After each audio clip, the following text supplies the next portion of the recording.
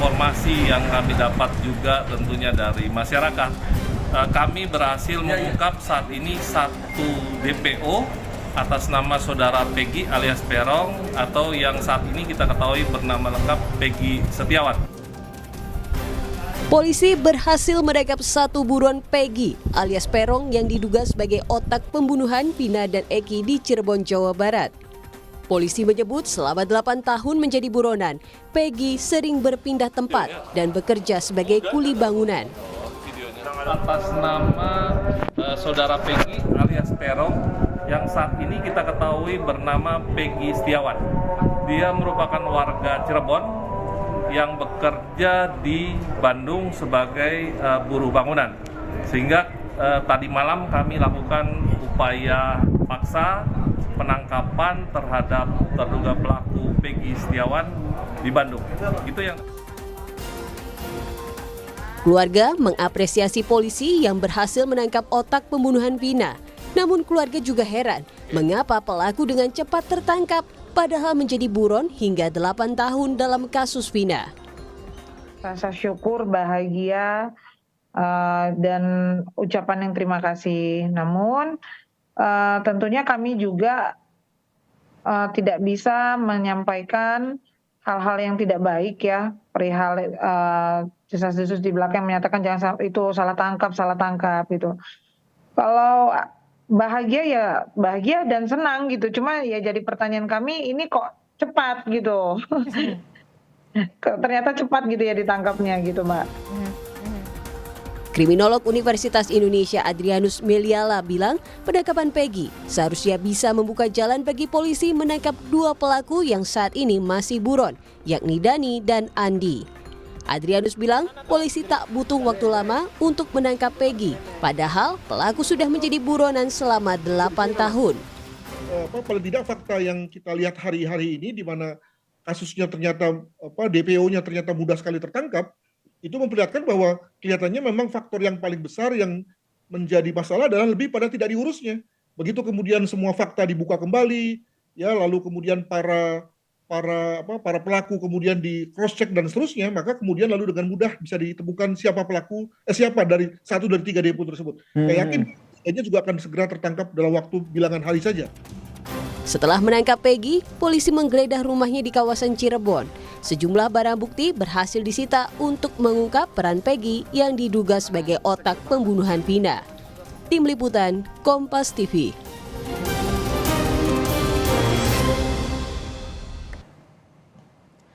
Peggy, 1 dari 3 buron kasus pembunuhan Vina sudah ditangkap.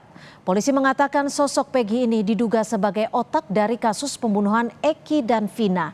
Apakah penangkapan ini bisa menjawab keraguan publik dalam pengungkapan kasus pembunuhan dan pemerkosaan yang terjadi 8 tahun lalu?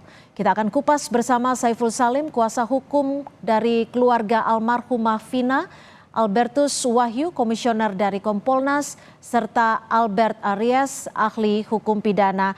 Terima kasih Pak Saiful, Pak Albert, dan Pak Wahyu sudah bergabung bersama kami di Kompas Petang sore hari ini. Sore Mbak Cynthia dan ya, saya ke Pak Saiful. Pak Saiful, Peggy, salah satu buron sudah ditangkap. Bagaimana keluarga dari almarhum Vina menanggapi atau merespon dari penangkapan satu DPO ini? Iya, kami sangat bersyukur ya ketika satu orang yang selama ini 8 tahun menjadi buron tentu menjadi satu kebanggaan tersendiri bagi kami juga dan harapan bagi kami terkait dengan kerja-kerja daripada kepolisian di Jawa Barat. Dalam hal ini adalah kepolisian Polda di Jabar. Nah, tentu ada hal-hal yang menjadi satu harapan besar bagi keluarga, yaitu untuk bagaimana tetap bahwa kerja daripada kepolisian ini harus diapresiasi.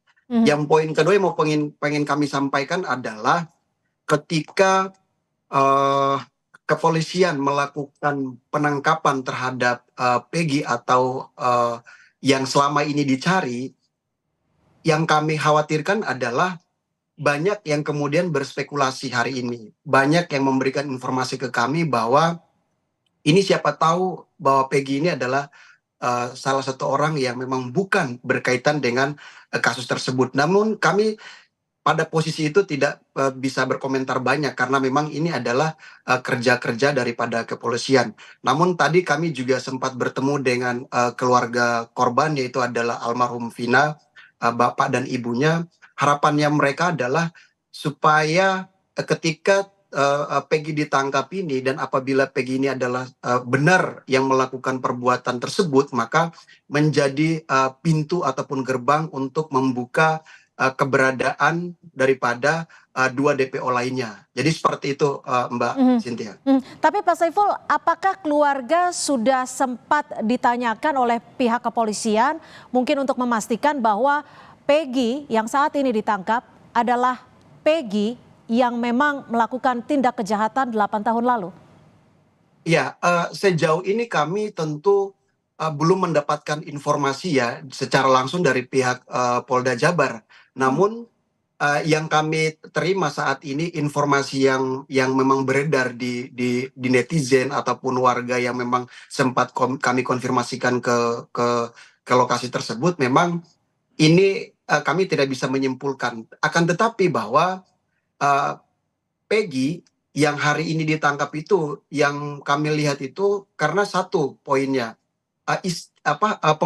penggunaan nama inisial Peron dan nama panggilan Peggy-nya juga itu ada yang kemudian merujuk pada satu petunjuk. Jadi seperti itu, Mbak. Oke, tapi maaf, saat 8 tahun lalu ketika Peggy menjadi DPO, pihak kepolisian sempat memberikan ciri-ciri yang lebih spesifik tidak? Seperti bentuk wajah, tanda lahir, ataupun foto dari Peggy ini? Iya, seperti yang telah disebarkan bahwa ada ciri-ciri, memang ciri-ciri tertentu ada. Namun sejauh ini kami belum menerima rilis atau semacam publikasi daripada Polda Jabar secara resmi ataupun koordinasi secara person kepada kuasa hukum ataupun di tim Hotman 911 dan keluarga itu belum ada, Mbak.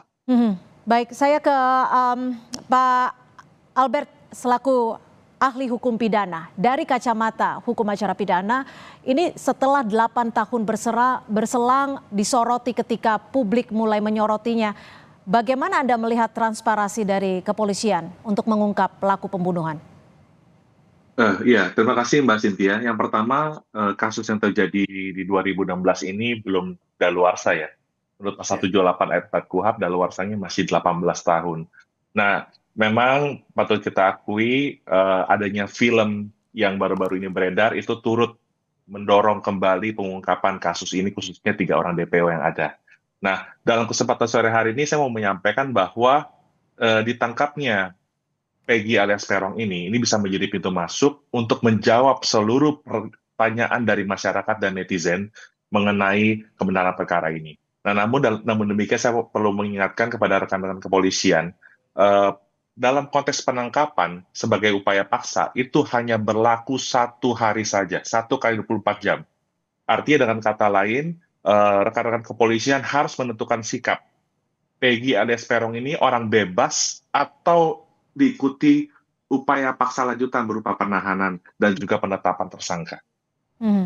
Ini penting karena saya perlu menyampaikan juga, dalam konteks orang yang diduga keras melakukan tindak pidana dan dikenakan upaya paksa, apalagi sangkaannya ini sampai pidana mati seumur hidup atau pidana penjara 20 tahun, wajib hukumnya kepada Peggy dan Peron alias Peron tersebut diberikan akses penasihat hukum secara pro deo pro bono alias cuma-cuma, Mbak. Ini penting sekali untuk menjamin bahwa dengan ditangkapnya Peggy alias Peron ini bukan salah tangkap, bukan kekeliruan mengenai orang, tetapi bisa dipastikan bahwa apakah betul Peggy alias Peron ini merupakan orang yang diduga keras sebagai bagian dari komplotan yang diduga melakukan pembunuhan berencana atau pemerkosaan kepada Vina dan selaku korban dalam hal ini. Oke, saya ke Pak Wahyu. Pak Wahyu, dari Kompolnas sendiri sudah memastikan belum bahwa Peggy yang ditangkap pada Selasa malam artinya sudah lebih dari 24 jam. Ini sudah mendapat pendampingan hukum dan juga statusnya sudah diperjelas gitu. Karena tadi kalau bicara soal hak hukum pidana kan memang 1 kali 24 jam. Sudah dipastikankah oleh Kompolnas? Terima kasih Mbak Cynthia. Yang pertama, kami Kompolnas apresiasi atas kerja keras Polri karena menunjukkan kalau Polri memang punya kompetensi dalam hal mengungkap kasus. Tetapi ini suka atau tidak suka, diakui atau tidak diakui, ini kan sebetulnya kan tekanan publik. Kalau tidak ada film sebelum 7 hari, nggak akan secepat ini.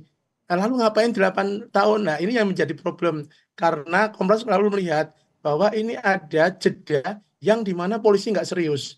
Saya kira ini pelajaran yang sangat bermanfaat untuk polisi, sehingga kami mengingatkan kepada Polri, hati-hati ketika sudah keluar statement. Tadi Pak Albert menyatakan ada ketentuan-ketentuan pidana yang harus dipatuhi. Saya kira jangan sampai nanti suara di netizen, kami mengikuti perkembangan baik di netizen maupun di masyarakat.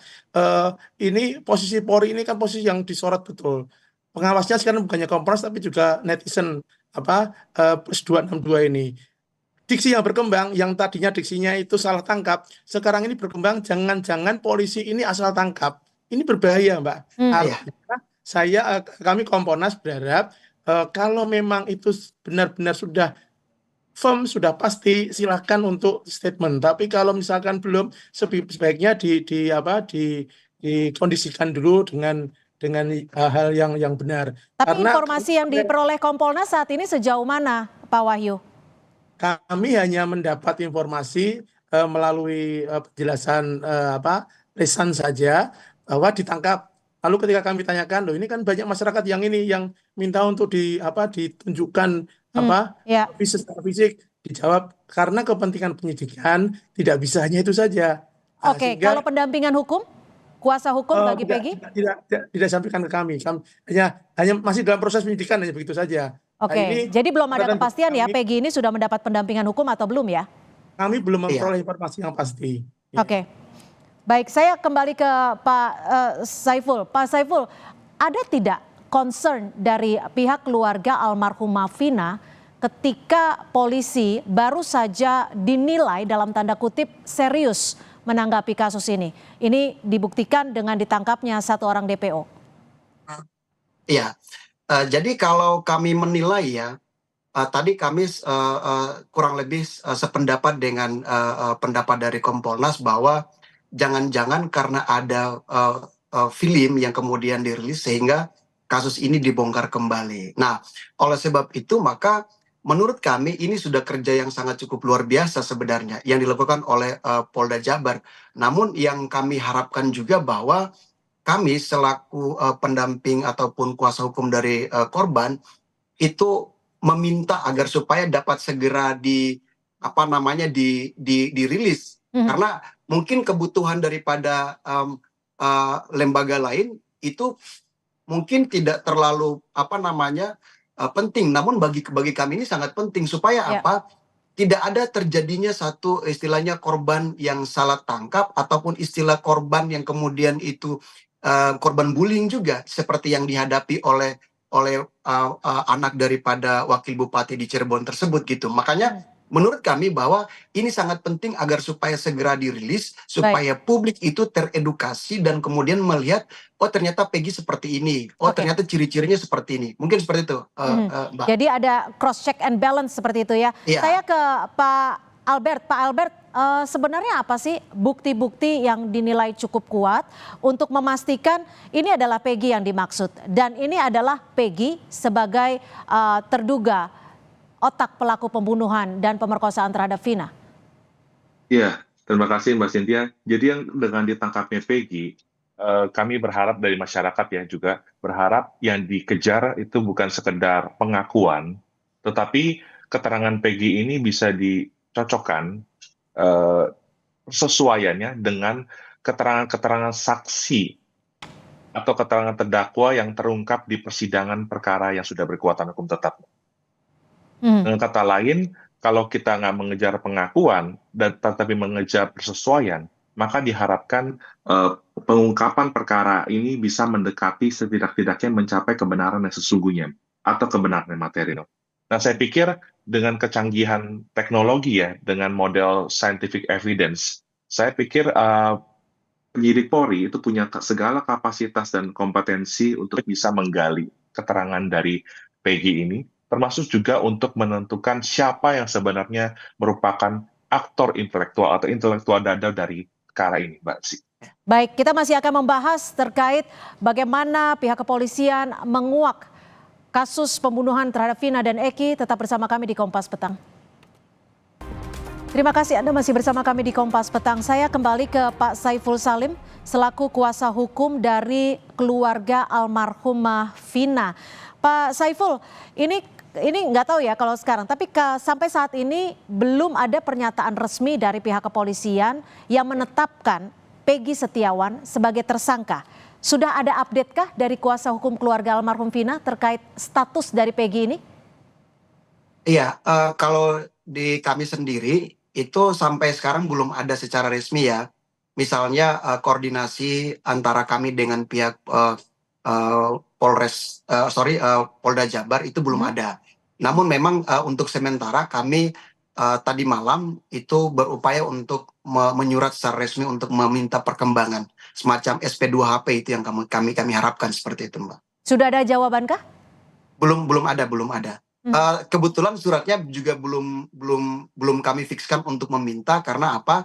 Kami diminta oleh kami berdasarkan hasil diskusi di internal bahwa untuk perkembangan saat ini kami menunggu terlebih dahulu. Namun upaya kami untuk meminta itu sudah kami rencanakan untuk meminta kepada Polda Jabar seperti itu. Oke, yang paling penting di kasus ini adalah jangan sampai menjadi bola liar karena kalau kita lihat saat ini begitu banyak spekulasi, begitu banyak isu, begitu banyak opini, apalagi sekarang juga banyak hoax yang tersebar di media sosial. Lalu saya ke Pak Albert. Silakan Pak. Kalau dari kami sebenarnya begini, untuk melihat kasus ini tentu perlu kiranya lembaga penegak hukum dalam hal ini adalah kepolisian. Kami tetap mendukung, namun yang kami harapkan itu untuk memenuhi fungsi hukum terkait dengan kepastian, kemanfaatan dan keadilan itu perlu untuk dipertimbangkan dalam ketika melakukan langkah-langkah. Jangan sampai ada isu yang kemudian seperti kemarin oleh salah satu Mas Saka mengakui bahwa dia itu adalah korban daripada intimidasi, korban dalam ketika dalam hal memberikan keterangan itu di kepolisian. Nah, kami tidak mau seperti itu lagi. Jadi kalau memang misalnya ini benar-benar serius, ayo kami berharap supaya pihak kepolisian juga bisa memeriksa itu kepada pihak keluarga-keluarga daripada si Peggy. Supaya apa? Kalau memang misalnya ada pihak keluarga yang kemudian mencoba untuk menyembunyikan si Peggy, ya menurut kami ini sudah memenuhi unsur obstruction of justice. Artinya dia mungkin keluarga atau teman yang kemudian itu bisa kita katakan sebagai menghalang-halangi proses ini. Namun harapan kami bahwa pihak kepolisian sendiri kami yakin pasti mengedepankan nilai-nilai profesional. Baik, mungkin saya ke Pak Albert. Pak Albert, bagaimana pihak kepolisian harus bersikap untuk menjaga transparansi dalam pengungkapan kasus ini? Singkat saja. Ya, yang pertama adalah dibutuhkan komunikasi publik yang baik dari Polri ya, karena kami meyakini masyarakat sangat mendukung Polri untuk mengungkap kasus ini. Dan juga untuk pihak netizen, Mbak Cynthia, silakan menjadi pengawas, menjadi watchdog dari kasus ini, tapi mohon dengan segala hormat tidak juga menyebarkan konten-konten yang mengandung berita bohong gitu ya. Dan terakhir juga Mbak Cynthia yang penting, saya pikir kasus ini dengan segala fenomenanya menjadi momentum yang baik untuk revisi KUHP sebagai hukum acara yang sudah umurnya 42 tahun lamanya. Baik, saya akan ke Pak Wahyu selaku Kompolnas. Singkat saja, bagaimana pengawasan yang akan dilakukan Kompolnas khususnya untuk membuka kasus ini, tapi di sisi lain polisi melakukan prosedur yang tepat? Singkat saja. Sesuai misi Kompolnas ini kan mengawasi polisi agar polisi profesional. Jadi kami betul-betul mengawal kasus ini karena ini sudah menjadi atensi publik, jadi kasus menonjol agar jangan sampai terjadi misconduct. Kalau itu terjadi misconduct maka kasihan polisinya, sehingga kami pesan hati-hati betul, lakukan dengan scientific crime investigation dengan cara sudah baik karena sekarang semua memantau dan kami nanti rencana akan mengirim komisioner kami ke Polda Jabar untuk secara langsung kami melakukan diskusi dengan pihak Polda Jabar, Mbak, sehingga nanti hal-hal yang kira-kira menjadi hambatan dan menjadi ganjalan atau menjadi problem kita bisa diskusikan dengan Polda ya. Baik, terima kasih Pak Albertus Wahyu, Komisioner dari Kompolnas, dan juga Pak Albert Aryas, ahli hukum pidana, dan juga Pak Saiful Salim, kuasa hukum dari keluarga almarhumah Vina. Terima kasih Bapak-Bapak, selamat sore. Selamat